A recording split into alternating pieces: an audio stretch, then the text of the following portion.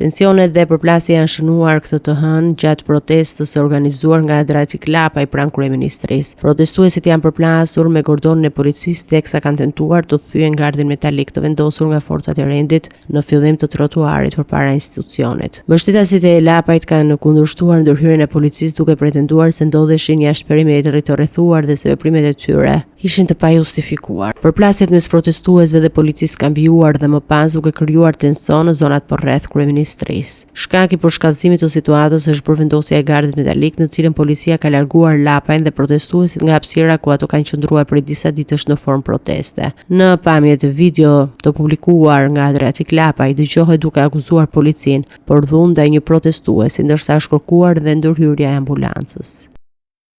Këto ishin mjetet e krimit ton, ja urdhë karriget i thyen, këto i thyen karriget, këtu me mua, këtu.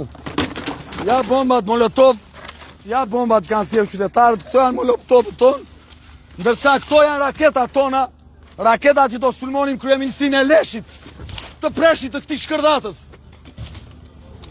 Këto janë mjetet tona, ja këto janë. Këto janë. Këto janë.